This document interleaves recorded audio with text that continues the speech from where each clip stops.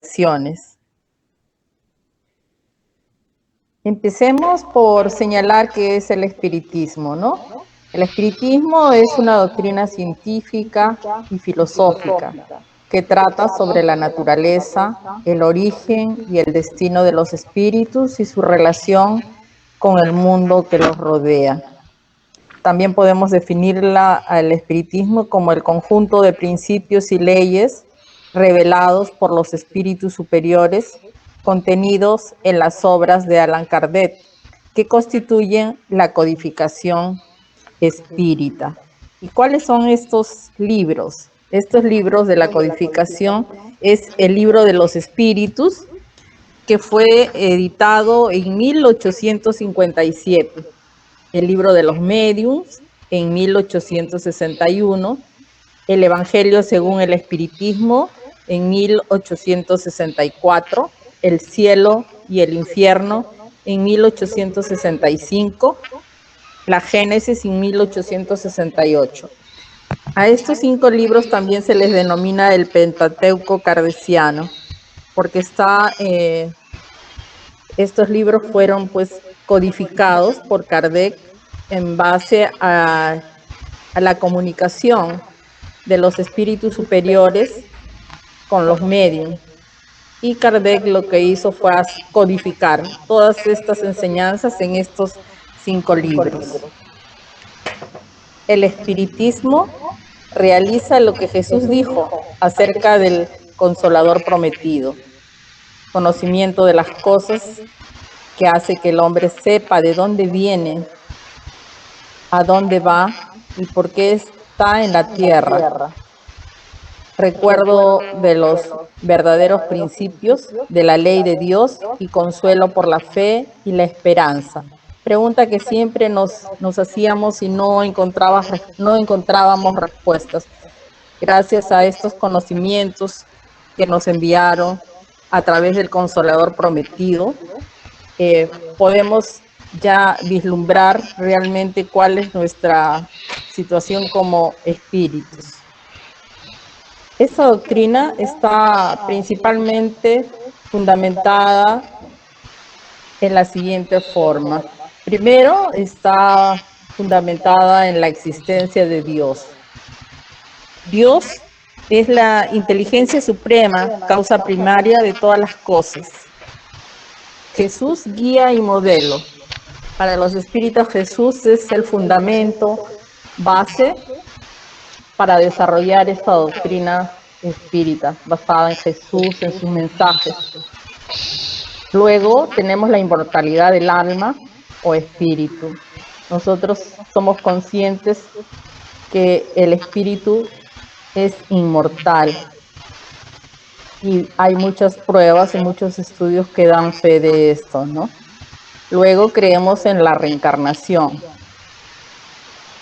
Así como creemos en la inmortalidad del alma, también creemos que esta alma se reencarna de acuerdo a su grado evolutivo.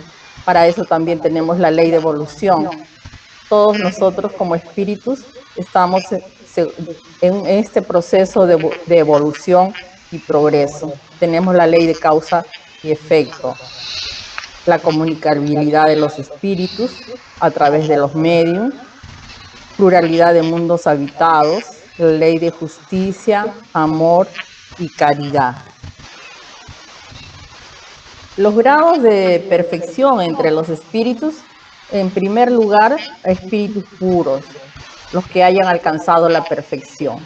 En segundo lugar, los que están a mitad de la escala, el deseo del bien es su preocupación. Los de último orden, los espíritus imperfectos, caracterizados por la ignorancia, el deseo del mal y todas las malas pasiones que le retardan el progreso.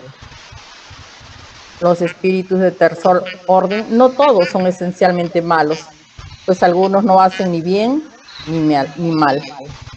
Allan Kardec, en el libro de los espíritus, pregunta 121, dice: ¿por qué ciertos espíritus han seguido el camino del bien y otros el del mal? ¿No tienen el libre albedrío? Y la respuesta que dan los espíritus es: Dios no los creó malos, sino sencillos e ignorantes, es decir, igualmente aptos para el bien que para el mal.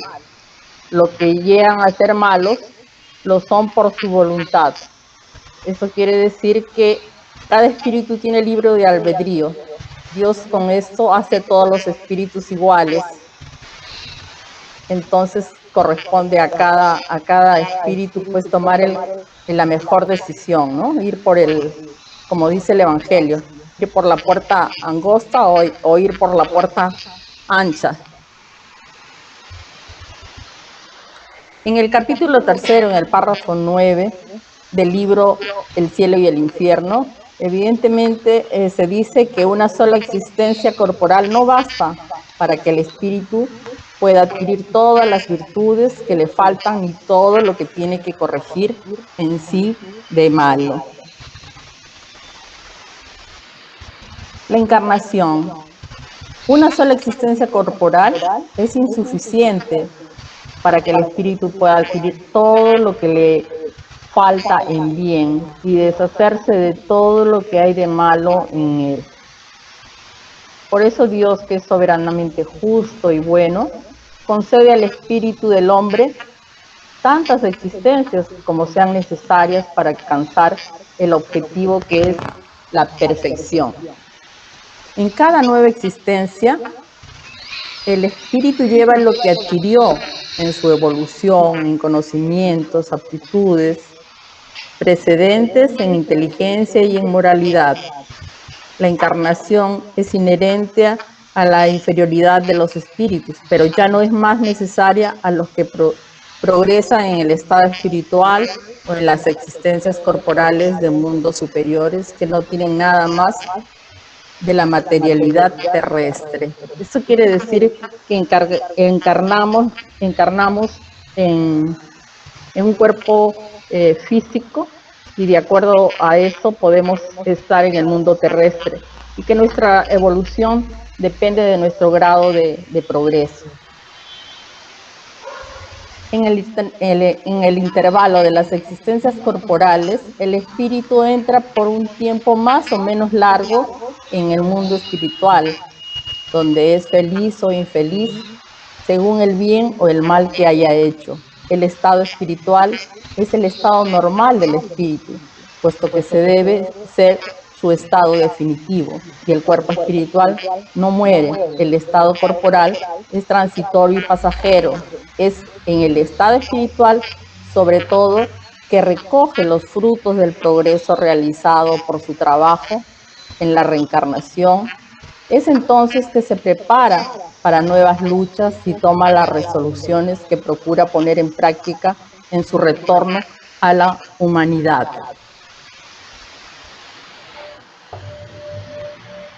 El espíritu progresa igualmente en la erraticidad. Allí adquiere conocimientos especiales que no podía adquirir sobre la tierra. Sus ideas se modifican. El estado corporal y el estado espiritual son para él la fuente de dos géneros de progreso, solidarios unos con el otro. Por eso pasa alternativamente por esos dos mundos de existencias. La reencarnación puede ocurrir en la tierra o en otros mundos. Las cualidades innatas que llevan consigo son la prueba de que ya vivieron y que realizaron cierto progreso, pero también los números de vicios al que se inclina son indicios de una gran imperfección moral. Por eso Dios los colocó en una tierra ingrata, para expiar en ella sus faltas, por medio de un trabajo penoso y por la misericordia de la vida, hasta que hayan merecido ir a un mundo más feliz. Sin embargo, todos los espíritus encarnados en la tierra no han sido enviados en expiación. Dentro de la doctrina espírita, ¿a qué se le denomina expiación? Cuando el alma o espíritu, según sea el caso de encarnado o desencarnado, soporta todas las vicisitudes de la existencia corporal o espiritual, para alcanzar la perfección del espíritu en su proceso evolutivo. La prueba no implica ninguna idea de reparación. Puede ser voluntaria o impuesta, mas no es la consecuencia rigurosa e inmediata de las faltas cometidas. La prueba es un medio de constatar el estado de una cosa para reconocer si es de buena calidad. Así se someten a una prueba un puente, una pieza de artillería, no por causa de su estado anterior, más para así certificar si están adecuadas al servicio al cual se destina, ¿no? Entonces podemos distinguir que la prueba es diferente a la expiación, ¿no? La expiación es cuando venimos a saldar deudas de vidas pasadas, pero en la prueba hemos decidido venir a reafianzar un deseo de evolución moral que puede ser nuevamente sometida a un examen, si se podría decir de esa manera, ¿no? Entonces, hay una diferencia entre la prueba y la expiación. En el libro El cielo y el infierno, Allan Kardec en el capítulo 7 se refiere a la pena futura. Dice, el alma o espíritu sufre en la vida espiritual las consecuencias de todas las imperfecciones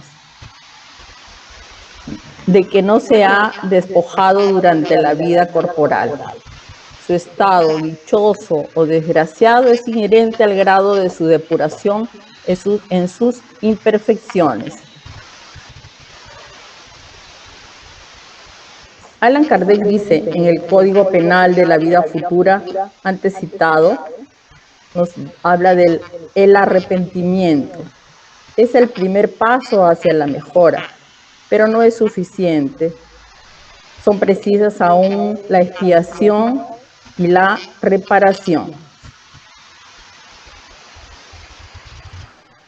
Tenemos aquí entonces 3 condiciones necesarias para superar las faltas cometidas. Tenemos el arrepentimiento, que como consecuencia de este arrepentimiento, a partir de que tomamos conciencia de nuestro actuar moral en nuestra existencia, nos causa alivio a los dolores. Nuestra conciencia está plenamente certera, ¿no?, de que debemos de resanar alguna falta cometida. Entonces, esto no basta, tenemos que expiar. ¿Y en qué consiste la expiación? Consiste en los sufrimientos físicos y morales. Luego de estos sufrimientos físicos y morales, tenemos que reparar, viene la reparación. Hacer el bien a quien se ha hecho mal, hacer todo el bien posible a quien hemos actuado mal, haberle hecho el mal, ¿no?, que nos ha generado un débito. El arrepentimiento es el primer paso para la mejoría, pero el solo arrepentirnos no basta. Es preciso aún la expiación y la reparación. Arrepentimiento, expiación y reparación son las 3 condiciones necesarias para borrar las huellas de una falta y sus consecuencias. El arrepentimiento suaviza los dolores de la expiación, puesto que trae la esperanza y prepara los caminos de la rehabilitación. Pero únicamente la reparación puede anular el efecto que destruye la causa, y es el perdón. Será una gracia y no una anulación. El arrepentimiento puede ocurrir en cualquier parte y en cualquier tiempo. Si es tardío, el culpable sufre por más tiempo. La expiación consiste en los sufrimientos físicos y morales que son la consecuencia de la falta cometida. Sea en la vida presente, sea después de la muerte, en la vida espiritual, sea en una nueva existencia corporal, hasta que las huellas de la falta se hayan borrado. La reparación consiste en hacer el bien a aquel quien se le hizo daño, aquel que no se repare en esta vida sus faltas por imposibilidad o por mala voluntad o en una existencia posterior, se reencontrará con las mismas personas que haya perjudicado y en condiciones escogidas por él mismo, de manera que pueda probarles su devoción y hacerles tanto bien como mal les haya hecho antes. No todas las faltas ocasionan un perjuicio directo y efectivo. En ese caso, la reparación se cumple, haciendo lo que se debía de hacer y no se hizo, cumpliendo los deberes que fueron descuidados o desconocidos, las misiones en las que se falló, practicando el bien en sentido contrario al mal que se hizo. Quiere decir, siendo humilde donde se fue orgulloso, suave donde se fue duro, caritativo donde se fue egoísta, benevolente si fue malévolo, trabajador si fue perezoso, útil si fue inútil, moderador si fue disoluto, ejemplar si dio malos ejemplos, etc. Así progresa el espíritu, aprovechando su pasado. La necesidad de la reparación es un principio de rigurosa justicia que puede considerarse como la verdadera ley de rehabilitación moral de los espíritus. Los espíritus imperfectos están excluidos de los mundos felices, donde perturbarían la armonía. Permanecen en los mundos inferiores, donde espían sus faltas por las tribulaciones de la vida y se purifican de sus imperfecciones hasta que merezcan encarnarse en los mundos más avanzados, morales y físicamente. Teniendo el espíritu su libre albedrío, su progreso es algunas veces lento y su obstinación en el mal muy tenaz.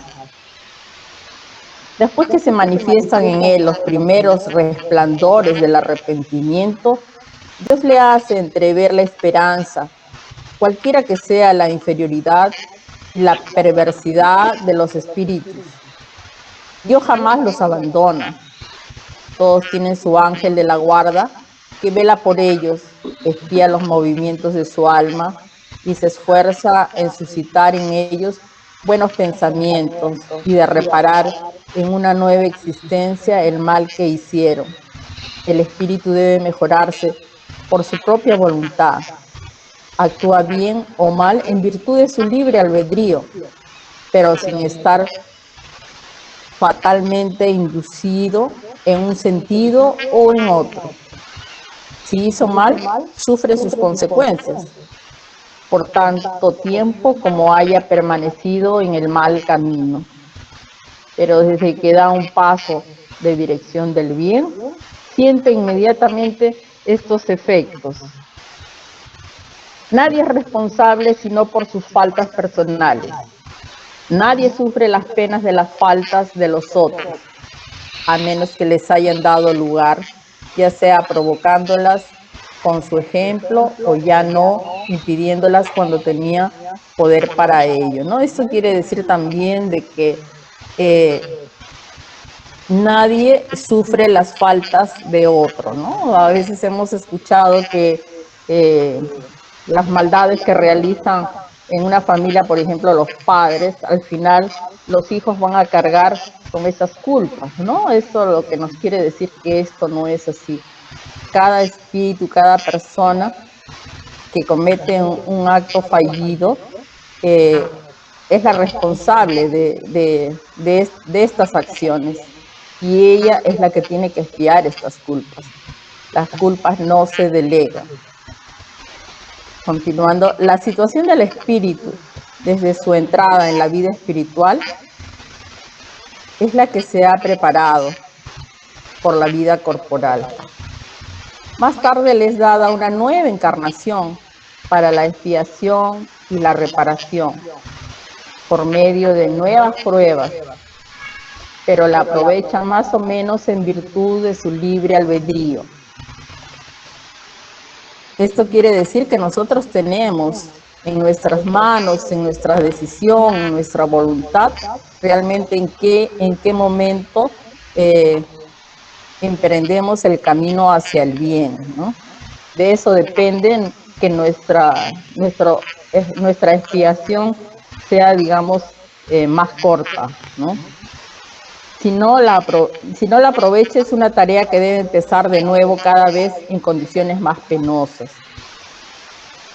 De suerte que aquel que sufre mucho en la tierra puede decir que tenía mucho que expiar. Los que gozan de una aparente felicidad, a pesar de sus vicios y su inutilidad, estén ciertos de que lo pagarán caro en una existencia posterior. Fue en este sentido que Jesús dijo: bienaventurados los afligidos, porque ellos serán consolados. Podemos entonces afirmar que es el ser humano, es el árbitro de su destino, y que cada decisión, independientemente de sus motivaciones o sus justificaciones, está la ley de causa y efecto. En cualquier plano de la vida que se sitúe, el físico o en el plano espiritual. Cada acción que nosotros realizamos tiene su reacción, ¿no? Ahí tenemos la ley de causa y efecto. La ley de causa y efecto no es punición, no es castigo, sino educación, crecimiento para nuestro espíritu. En este caso no podemos dejar de aprovechar esta existencia si tenemos sufrimientos, si tenemos dolores físicos o sufrimientos espirituales, para no desperdiciar la prueba, ¿no? Y no tener que repetir de año. Llegado el momento de enfrentar, es el momento en que llegamos sin máscara a nuestra realidad espiritual, entramos en el mundo de la verdad.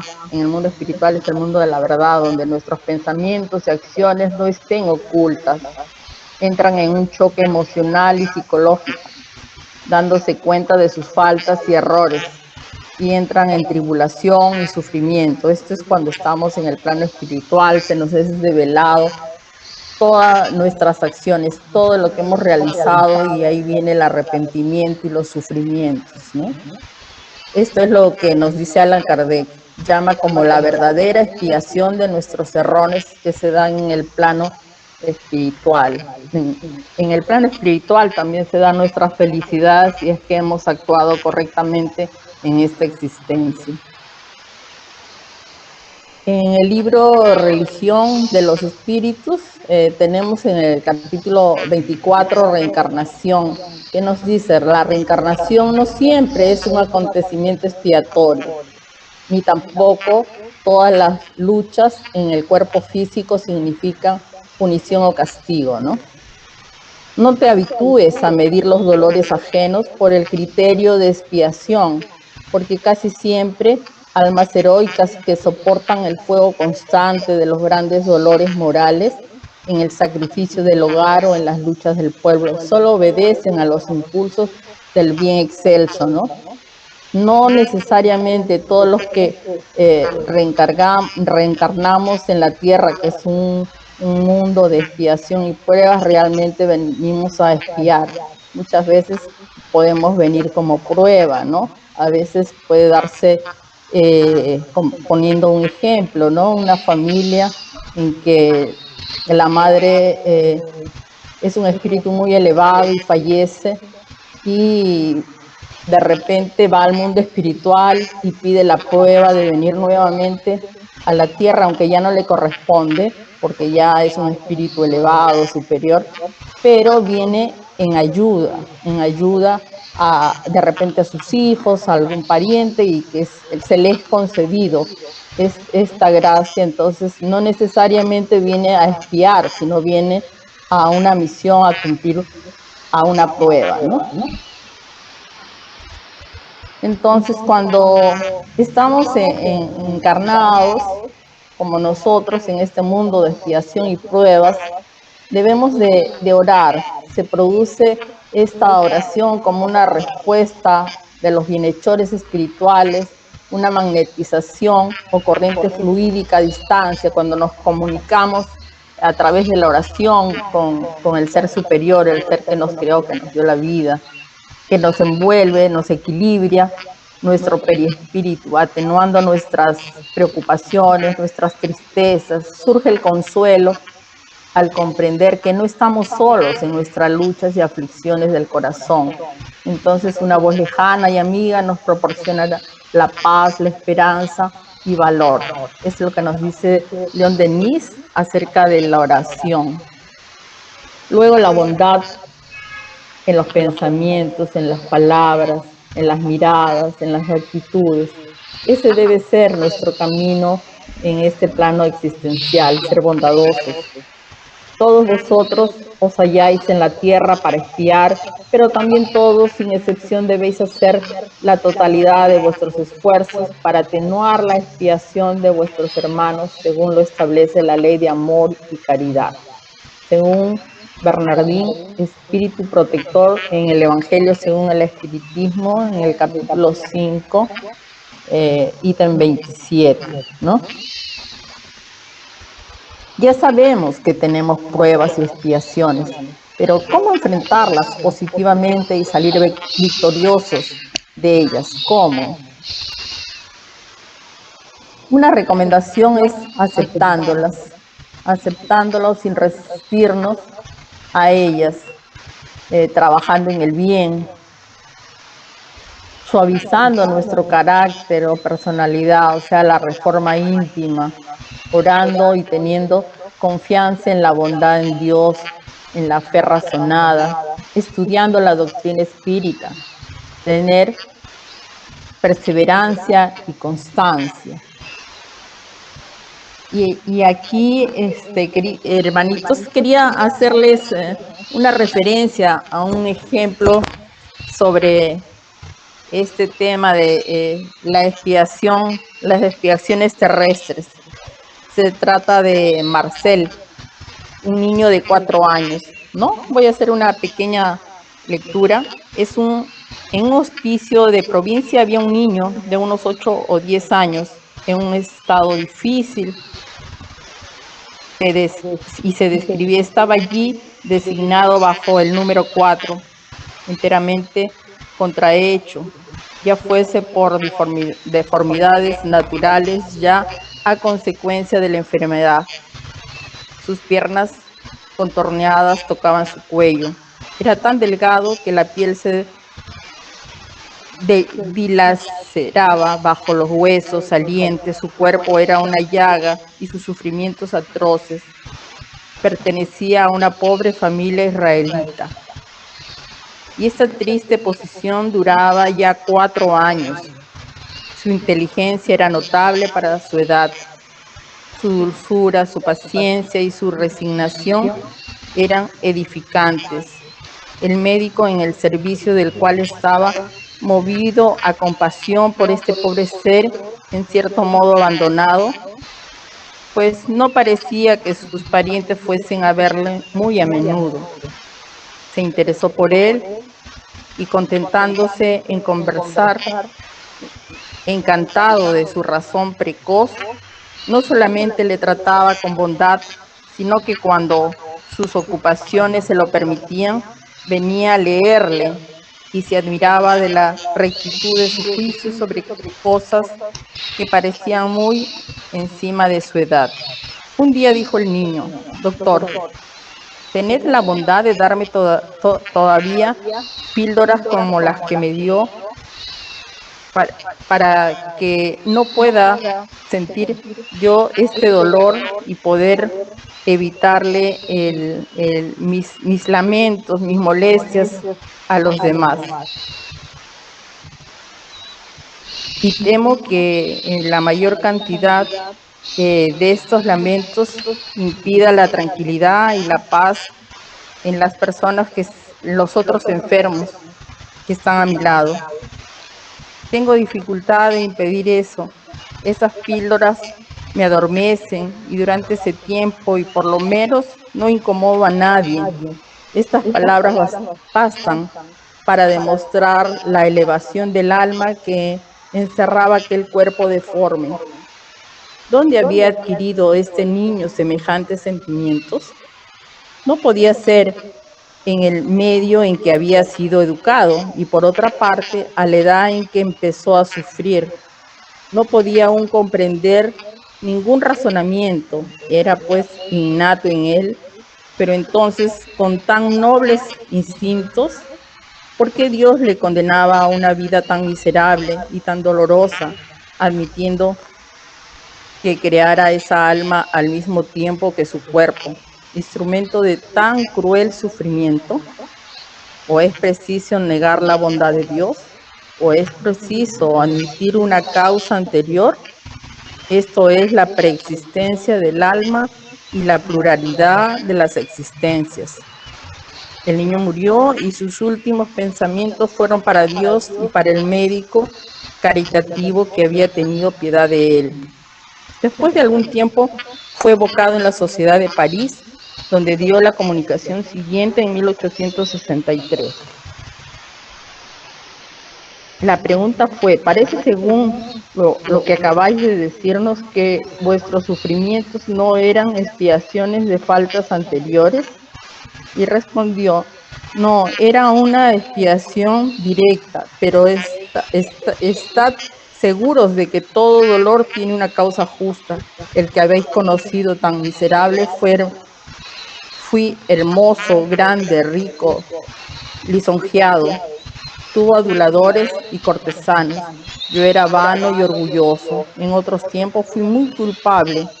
He renegado de Dios e hice mal a mi prójimo, pero lo he expiado cruelmente, primero en el mundo de los espíritus y después en la tierra. Lo que he sufrido durante algunos años solamente es esta última y muy corta existencia, y lo he sufrido ya durante una vida eterna, entera, hasta la extrema vejez. Por mi arrepentimiento entré de nuevo en gracia ante el Señor, que se ha dignado confiarme varias misiones, cuya última os es concedida.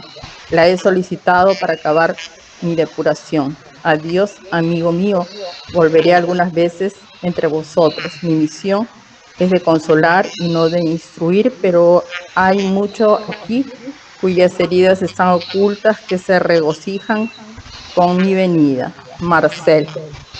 Bien, hermanitos, con esta lectura, con este ejemplo, podemos percibir que tenemos muchas existencias para purificar nuestro espíritu, para evolucionar, para progresar, y tenemos el libre albedrío.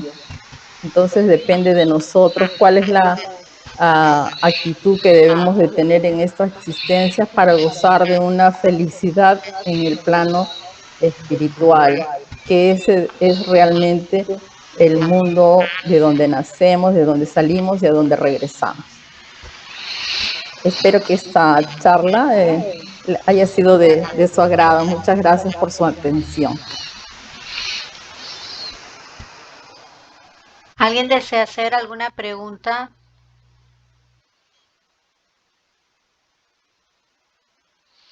Alejandro, vamos primero a la pregunta de Alejandro, enseguida vamos a la de Rosa.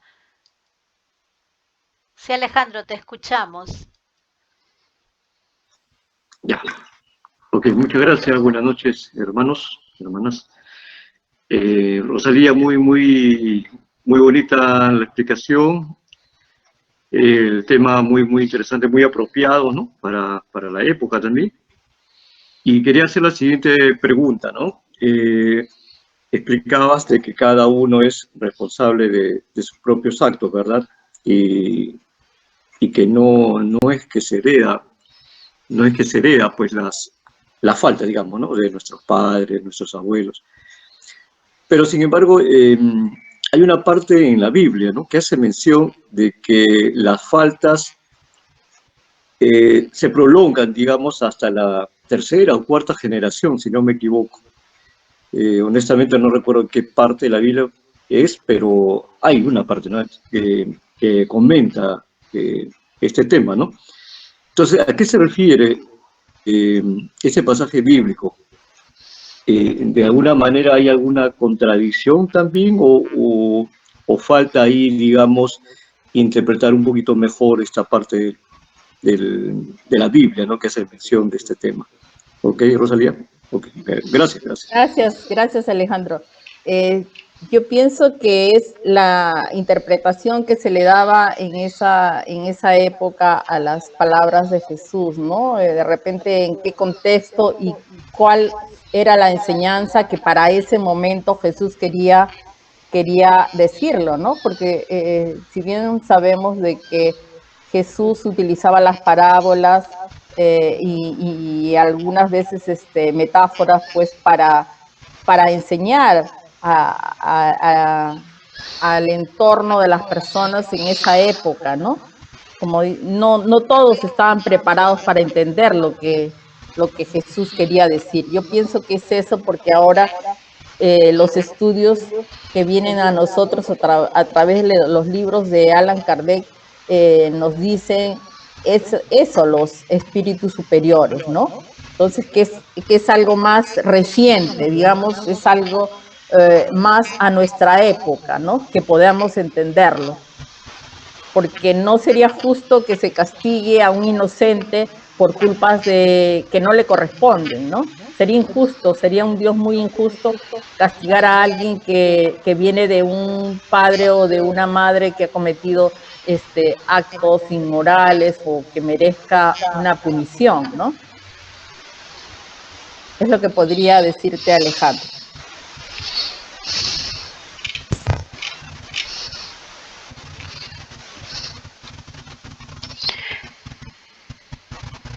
A ver, Alejandro nos quiere decir algo. Te escuchamos, Alejandro. No, quería agradecerle a Rosalía por la bonita explicación. Muy agradecido, Rosalía. Gracias, gracias. Gracias por tu pregunta, Alejandro. Gracias por tu participación, Alejandro. Ahora vamos a la participación de Rosa Carla. Te escuchamos, Rosa.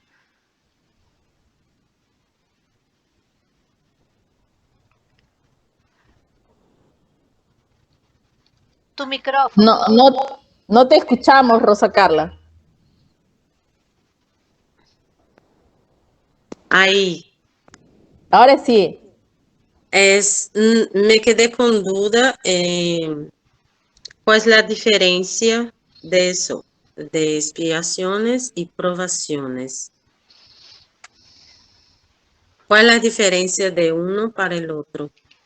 La diferencia es que en la expiación somos espíritus que estamos en vía de progreso, ¿no? Estamos en vías de evolucionar, que hemos cometido una falta y debemos resanarla, ¿no? En cambio, una prueba es cuando ya el espíritu está más evolucionado, que ya no le corresponde inclusive venir a la Tierra, que es un planeta de pruebas y expiaciones.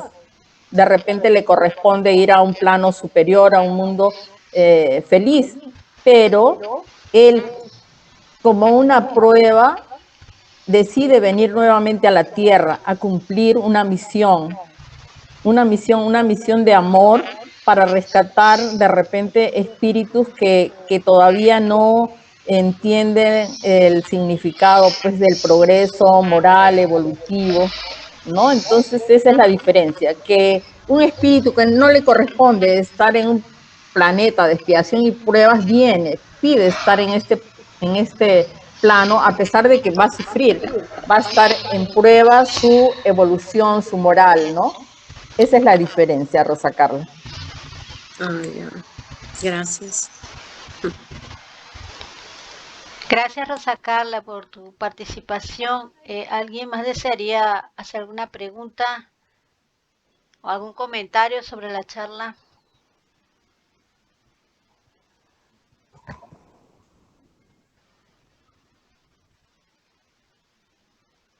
Sí, María Elena, te escuchamos. Bueno, en primer lugar agradecer a Rosalía por la charla, muy bonita y nos da bastante conocimiento también. Yo tengo una duda con respecto, o sea, la pregunta que yo tengo va ligada a la pregunta que hizo Alejandro, que yo también tenía esa misma duda, porque también he leído algunos pasajes de la Biblia o he tenido algunos conocimientos.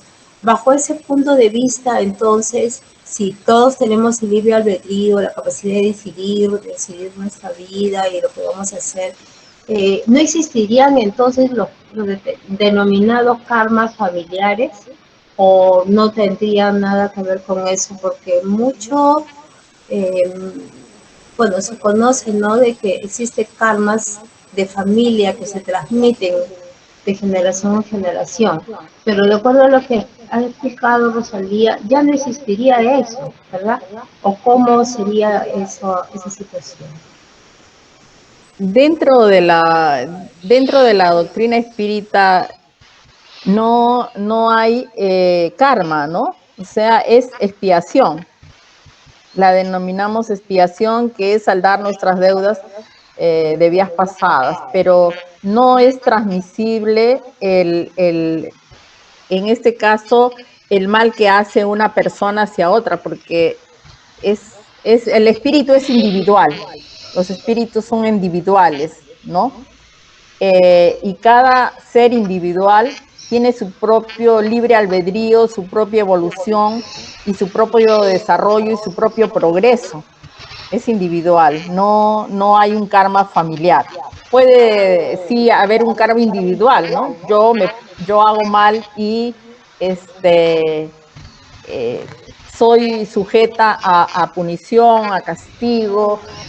Bueno, como sabemos, Dios no castiga, pero sí a sufrimientos, a enfermedades que nosotros mismos elegimos en el plano espiritual para acelerar nuestro progreso, ¿no?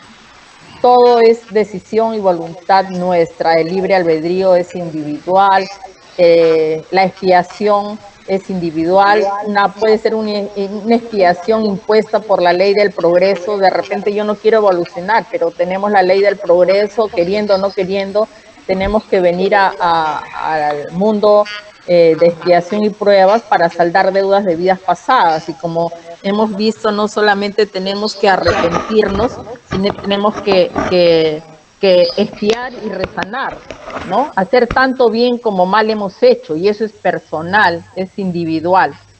Los espíritus son individuales, no hay karma colectivo. Esa sería mi respuesta, María Elena. Ya, muchas gracias, Rosalía. Gracias, María Elena, por tu participación. ¿Alguien más desea comentar o hacer alguna pregunta sobre Ceci, el tema? Sí, Silvia, te escuchamos. en primer lugar agradecerle a Rosalía por la charla que ha sido tan clara y que nos ha, bueno, a mí me ha despejado muchas dudas. Pero mi intervención es para contestarle un poco a Alejandro. Yo estoy acá con la Biblia latinoamericana, estoy en Ezequiel 18, capítulo 18, versículo 19, donde dice: ustedes me preguntan, ¿por qué el hijo no carga con el pecado de su padre? Pero si el hijo se comportó conforme al derecho y a la justicia, observó todos mis mandamientos y los puso en práctica, debe vivir, pues. Quien debe morir es el que peca. El hijo no carga con el pecado del padre, y el padre no cargará con el pecado del hijo. El mérito del justo corresponderá solo a él, y la maldad del malo solo a él. Esto es en Ezequiel, capítulo 18, versículo 19 de la Biblia, ¿no? Y esto es ya parte del Nuevo Testamento, ¿no? En el Antiguo Testamento nosotros observábamos otras cosas, la ley del talión, el ojo por ojo, los hijos pagarán el pecado de los padres, pero el mensaje que nos vino a traer Jesucristo es totalmente renovador, ¿no? Y corresponde a las enseñanzas de Jesús, que es nuestro guía, que es la imagen que debemos de seguir, corresponden a mostrarnos el camino que nos lleva a Dios, ¿no? Y es el de la justicia, que también nos habla de la doctrina espírita. Eso solamente quería acotar a lo que ya se comentó hace un momento. Gracias. Gracias, Silvia. Gracias, Chivi. Silvia. Gracias, Silvia. Ok, ¿alguien más desea hacer algún comentario al respecto de...? Sí, Evita. Sí, te escuchamos, Evita. Muchas gracias, Rosalía de corazón, siempre esclareciéndonos tanto, siempre dándonos algo para seguir adelante con nuestros pensamientos positivos, ayudándonos a la evolución. Rosalía, una pregunta.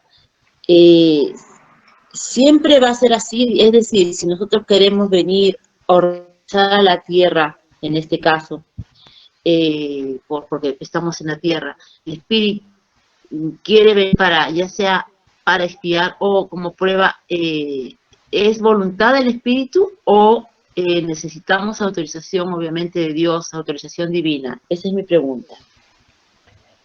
Bueno, puede ser que nosotros lo solicitemos, ¿no? En el plano espiritual, tanto la expiación como la prueba. Evita, si fueras tan amable de precisar la pregunta, precisarla en el sentido de prueba o expiación, o solo prueba. Ya sea por prueba o expiación. Allá en el mundo espiritual, nosotros podemos solicitar venir a la Tierra, ya sea como prueba o expiación, y basta con eso para venir, o necesitamos autorización necesariamente. Es decir, yo le pido a Dios, quiero ir a la Tierra para espiar o o en prueba, pero siempre se nos autoriza eso, o a veces no. Bueno, hay casos de pruebas y expiaciones que han sido otorgadas por Dios, ¿no? Porque en la prueba generalmente pues no te corresponde venir a un planeta como el de expiación y prueba porque tú ya has avanzado espiritualmente. Pero si ves que tu familia en la tierra no avanza, no progresa y tú decides venir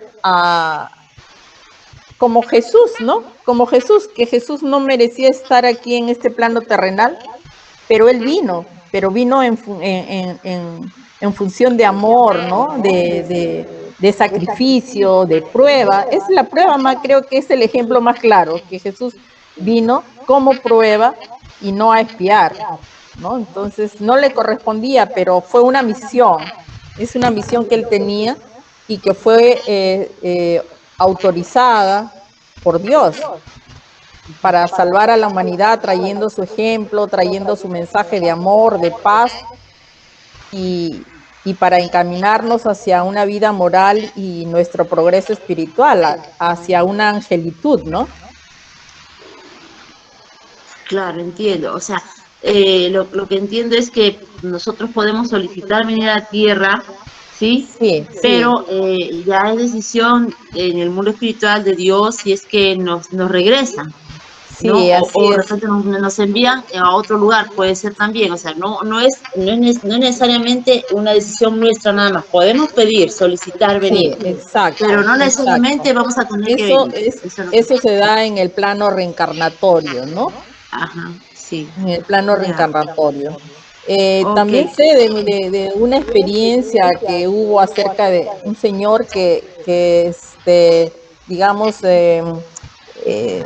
no le era fiel a la esposa y tenía, digamos, concubinas fuera del matrimonio.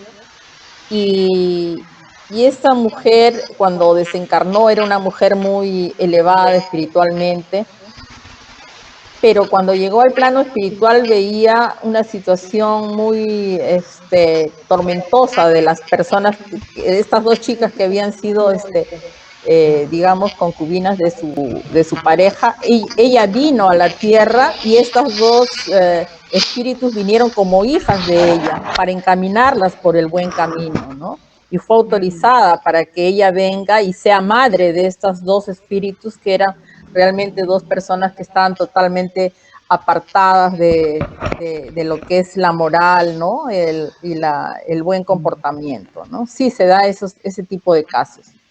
Ay, pues, qué interesante. Gracias, Rosalía. Muchas gracias, corazón. Que Ok. Dios te bendiga. Gracias. Bendiciones para ti, gracias por tu pregunta. Igualmente, mi reina, gracias. Gracias, Evita, por tu participación. ¿Alguien más desea decirnos algo al respecto del tema de hoy? ¿Alguna pregunta?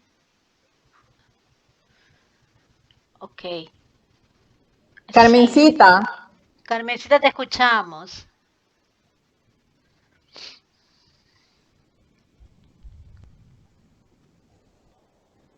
Carmencita, tu pregunta. No te escuchamos, Carmencita. Volumen. Ahora sí. Ya, ahora sí. Buenas noches, hermanos, todos. Muy bonita la charla y esta es mi pregunta, Rosalía. Es una duda que tengo. Pregunto si las personas que desencarnan y cuando regresan al plano espiritual son capaces de ver, de comprender toda su acción terrenal, todos sus actos buenos y malos que hayan cometido, que hayan producido mientras duró su existencia terrenal. Cuando pasan a ese plano espiritual, cuando regresan a ese plano espiritual, son conscientes de todo su accionar en esta tierra y pueden ellos darse cuenta de lo bien o mal que han actuado según su libre albedrío. Eso les permite a ellos tal vez espiar sus faltas, pedir ser ¿cómo pedir? A ver, ¿cuál es la pregunta? Pedir que les sean resanadas la oportunidad de volver para cubrir esa deuda. Sí, ¿no? sí, te Para entendí, resarcir esa Carmencita. falta. Sí, Sí, esa es mi pregunta. Sí, bueno, Gracias. ustedes saben que de acuerdo a nuestra evolución, empezando de que desde el desencarne es, digamos, es más rápido en la medida que nuestro espíritu sea más liviano y nuestro espíritu sea más puro, ¿no? Pero si tenemos débitos, vamos a ir a un plano, el bajo astral, de acuerdo al grado de evolución que tengamos como espíritus. Y de ahí tomamos conciencia en la medida en que ese sufrimiento ya no le sea prolongado. Entonces siempre vamos a tener a nuestro lado un espíritu, a nuestro ángel de la guarda y espíritus superiores que se van a acercar a orientarte, ¿no? En el caso de algunos espíritus se dan cuenta realmente que es una situación muy dolorosa por la que están pasando y toman conciencia de que pueden ir a otro plano si es que realmente se arrepienten del daño o la maldad que hayan cometido. Y como hemos dicho, el arrepentimiento no solamente es pero es el primer paso.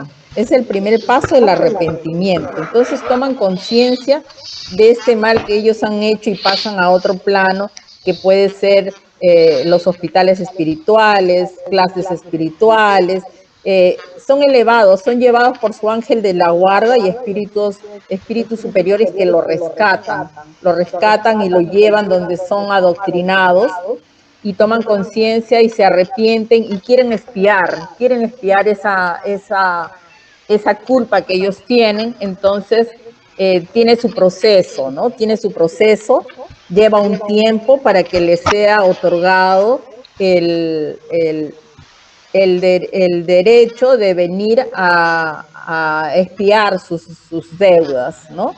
Entonces vienen a este plano terrenal por voluntad propia pero siempre tienen que esperar y les es concedido ese pedido de venir a la tierra a espiar, ¿no? Algunos no quieren espiar, algunos quieren permanecer, pero hay la ley del progreso donde Dios dice no. Entonces esa expiación no es, ese pedido de expiación no se da y no es voluntario, pero definitivamente vienen al plano terrenal a espiar y sanar esas faltas que ellos han hecho, ¿no? Y hacer todo el bien posible, así como hicieron todo el mal, por amor o por dolor, pero lo tienen que hacer porque tenemos que evolucionar y siempre nuestro objetivo es llegar a ser seres espirituales y estar en mundos felices, ¿no? Todos evolucionamos, todos tenemos que evolucionar y progresar. Ese es nuestro destino. Entonces, no sé si con eso contesto tu respuesta, Carmencita. Sí, gracias Rosalía, está claro, está entendido. Eso era lo que yo quería, esa duda quería despejarla y sí, lo has hecho Rosalía, gracias. Un Gracias, abrazo. Carmencita, gracias por tu pregunta. Gracias. Gracias, Carmencita, por tu participación. Si alguien más quiere decirnos algo o hacer alguna pregunta.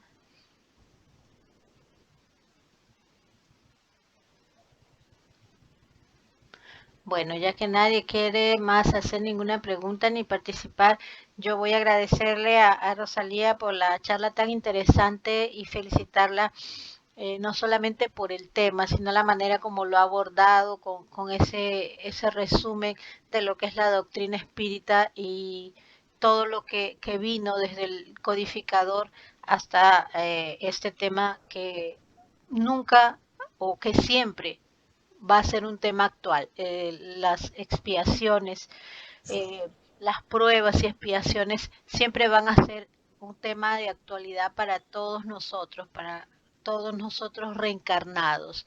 Felicitarla a ella por esa charla tan instructiva. Y bueno, y simplemente decirles a todos, después de todo lo que ya se ha conversado ahora en estas participaciones, que lo único que nos resta es vigilarnos siempre, como también se dijo en el comentario del Evangelio. Vigilarnos siempre para poder hacer lo mejor, dar lo mejor de nosotros, para que nuestras pruebas, para que nuestras expiaciones no sean tan duras, no sean tan intensas, no querramos aprender por el dolor.